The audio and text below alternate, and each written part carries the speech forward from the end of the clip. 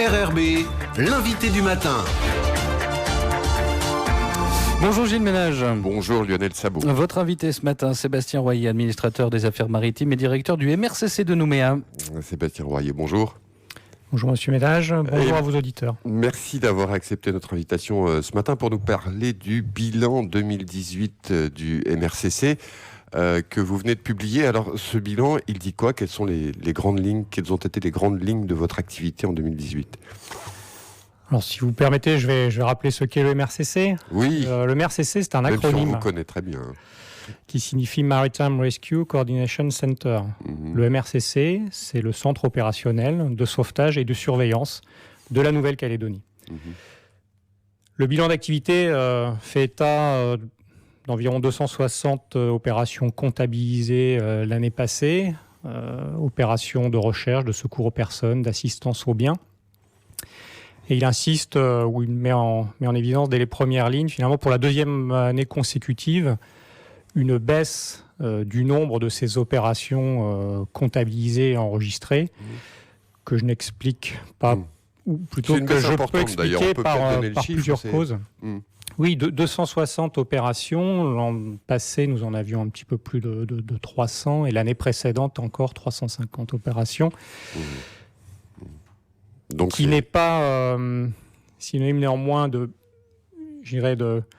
moindre activité globalement pour le MRCC, mais ces opérations de secours aux personnes et d'assistance aux biens baissent sensiblement depuis 2 ans, effectivement. Alors on aurait tendance à se dire tant mieux, c'est une bonne nouvelle, mais on ne l'explique pas uniquement par le fait que les gens font plus attention ou qu'ils ont qu'ils portent une plus grande attention aux consignes de sécurité. C'est pas ça, c'est pas seulement ça. Il y a aussi l'effet de la météo peut-être ou l'économie. Alors, c'est une bonne nouvelle parce que il est synonyme de moins de personnes en situation de détresse, un nombre sensible, une diminution sensible également du nombre de victimes d'accidents graves. Je dirais, si une telle diminution était enregistrée en matière de sécurité routière, effectivement, tout le monde s'en féliciterait. J'identifie, je fais des hypothèses, 3 causes. Une cause météorologique, 2 étés finalement assez moyens et marqués en tout cas pour l'été 2018-2019 par des vents soutenus durablement, qui incontestablement sont synonymes de moindre fréquentation du lagon. J'avance sans aller trop loin, peut-être des raisons économiques liées à l'activité en général de la Nouvelle-Calédonie qui précède la période référendaire et qui nécessairement peuvent se reporter sur les activités de loisirs au sens large.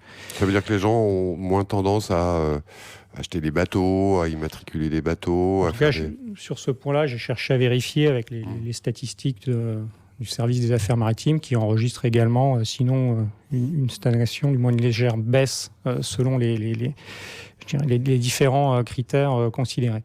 Puis il y a très certainement une troisième cause aussi, une grande partie de l'activité du MRCC en matière de secours aux personnes est liée à l'activité de croisière. Et celle-ci, en 2018, en 2019 et encore un petit peu en 2020, diminue. Là aussi, sensiblement, particulièrement marquant sur le cycle 2018-2019.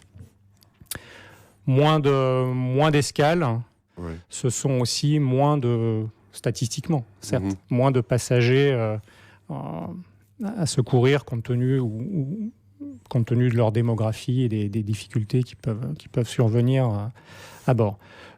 Je termine simplement en disant que ces chiffres portent sur des séries statistiques relativement faibles qui n'ont rien à voir, par exemple, avec celles d'un SAMU ou celles d'un centre d'incendie et secours, et en particulier celle de Nouméa. Donc il faut, je crois, toujours rester prudent sur l'interprétation de ces chiffres. Des cycles tels que celui-ci, le MRCC en a connu, d'autres centres voisins. Je cherchais à voir un petit peu ce qui se passait du côté de nos homologues en Australie, en Nouvelle-Zélande ou ailleurs, connaissent également des cycles, sans que jamais une cause certaine soit bien déterminée. Alors, vous êtes un centre de coordination, et qui dit coordination veut dire que vous travaillez donc avec d'autres services. Ça, c'est ce qu'on sait un petit peu moins. Est-ce que vous pouvez nous rappeler un petit peu avec qui vous travaillez et comment ça s'organise tout ça ?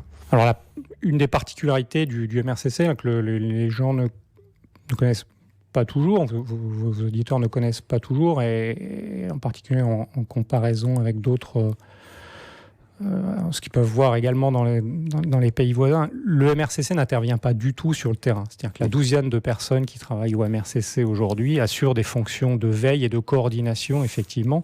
C'est une veille de système de communication qui comporte le téléphone, la radio, le segment satellite, etc. Et pour la mise en place de dispositifs d'intervention sur le terrain, de recherche, de secours, d'assistance, le MRCC s'appuie sur un réseau de partenaires importants, des partenaires qui relèvent des administrations au sens large, de l'État ou de la Nouvelle-Calédonie.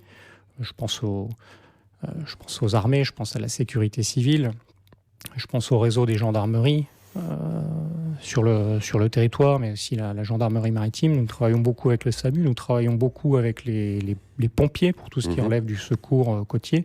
Puis nous avons un partenaire privilégié qui est la SNSM, réseau de stations qui assure une alerte, une capacité d'intervention 24 heures sur 24, et qui sont sous statut associatif et avec un statut de bénévole, effectivement. Dans les choses qu'on dit tous les ans, mais qu'il n'est jamais inutile de répéter, il y a évidemment les consignes de sécurité que vous donnez tous les ans et qu'on répète à chaque fois, mais c'est jamais inutile. Voilà, quand on prend la mer, et quelle que soit son activité, quel que soit le support avec lequel on pratique, il y a une première règle de prudence qui devrait conduire à vérifier son matériel d'une part, et à vérifier la météo également. Alors la vérification du matériel, c'est une démarche individuelle. Le MRCC est là pour donner un certain nombre de renseignements, notamment sur la météo, et des renseignements de sécurité maritime. C'est-à-dire toute information utile aux usagers de la mer, utile dans la pratique de leur activité. Encore une fois, qu'il s'agit d'une activité de loisir ou professionnelle. Donc nous diffusons sur notre site internet un certain nombre de renseignements. Nous diffusons également sur notre radio VHF, c'est-à-dire sur un canal radio dédié, des informations nautiques. C'est la présence de telles manifestations, objets, convoyages, tout ce qui peut influer sur la sécurité de la navigation. Et puis le troisième point important pour moi, c'est tout ce qui porte sur la capacité à donner l'alerte. Il faut pouvoir, quand on pratique une activité dans un environnement naturel, transmettre l'alerte par tout moyen, et avec un moyen de communication dédié de façon privilégiée, qui est la VHF, c'est-à-dire la radio marine. Il faut pouvoir informer le MRCC à la radio, au téléphone. Il existe également d'autres petits dispositifs plus simples, qui permettent d'alerter les secours d'une situation difficile et qui nécessite une assistance ou un secours. Sébastien Royer, je voudrais vous demander votre témoignage sur un débat qui agite un petit peu la population en ce moment, et notamment à Nouméa. C'est ce débat sur la présence et la prolifération de requins dans les baies de Nouméa. En tant que professionnel de la mer, qu'est-ce que vous en pensez ? Est-ce que vous notez des signalements de plus en plus fréquents ? Est-ce que c'est quelque chose qui vous inquiète, vous aussi, en tant que professionnel ? Ça m'inquiète en tant que professionnel, bien sûr, en tant que citoyen également.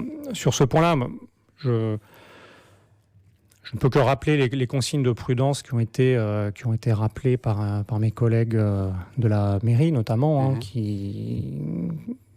consignes de prudence sur des pratiques individuelles. Respecter les interdictions de baignade. Alors, les interdictions de baignade, d'une part, et puis les périodes. Les endroits. Il n'empêche qu'on a l'impression qu'il y en a de plus en plus quand même, puisqu'on en parle quasiment tous les jours. Donc il y a sûrement un certain nombre de décisions à prendre. C'est évidemment pas de votre ressort, mais il y a une expérience que vous avez et qui peut peut-être éclairer un certain nombre de décisions. Dans la suite de l'accident qui est survenu en janvier 2018, il est certain que le MRCC, dans ses fonctions de point de contact pour un certain nombre de sujets maritimes, finalement, et point de contact 24 heures sur 24, a enregistré effectivement davantage de signalements, pas uniquement d'ailleurs dans les zones de baignade de Nouméa, mais également vers les îlots à proximité. À partir de ce moment-là, le MRCC, avec les mairies, a une action immédiate qui consiste à mettre en place une surveillance renforcée. C'est le dispositif sur lequel nous sommes mis d'accord avec nos partenaires. Est-ce qu'il y a un moyen, à votre avis, par exemple pour les plaisanciers qui sont dans le lagon, par exemple, de centraliser les signalements, d'alerter les gens attention, il y a des requins à tel endroit Alors je crois, je sais, les réseaux sociaux assurent une forme de mutualisation du signalement qui est pas nécessaire, qui est pas très satisfaisante, je dirais, pour le MRCC, dans le sens où le MRCC n'a pas la capacité de veille 24 heures sur 24 des réseaux sociaux. Et là, ma remarque est une forme d'appel aux élus des communes du territoire. Il faut absolument que le MRCC soit destinataire, je dirais, des décisions prises par les municipalités en matière d'interdiction de baignade. Alors c'est le cas généralement à Nouméa, mais je note qu'il y a 2 jours, une interdiction a été prise dans le secteur de Koné. Oui, c'est la plage de Fou. Le MRCC a pris cette interdiction de baignade par les réseaux sociaux. Voilà, de façon très, très amicale et courtoise, je lance un appel vers les mairies avec lesquelles nous sommes régulièrement en contact, notamment pour la mise en œuvre des moyens municipaux d'intervention en cas d'opération dans tel et tel secteur. J'appelle les services administratifs des mairies à communiquer au MRCC les interdictions de baignade, ainsi que les levées d'interdiction. Ce sont des informations nautiques, ce sont des informations importantes pour les usagers de la mer, et que nous reprenons par ailleurs sur notre site internet à des fins de communication au plus grand nombre. Sébastien Royer, directeur du MRCC, merci d'avoir été avec nous ce matin. On va simplement rappeler que le bilan 2018 du MRCC est disponible sur le site internet et téléchargeable avec un petit lien. Merci beaucoup d'avoir été avec nous ce matin. Si vous permettez, je rappelle juste le numéro d'urgence du MRCC. Allez-y. Le numéro de téléphone, c'est le 16. Le canal VHF dédié aux urgences maritimes, c'est le 16 aussi. Canal 16 pour la veille des fréquences radio maritimes. C'est bien noté pour tout le monde. Merci encore.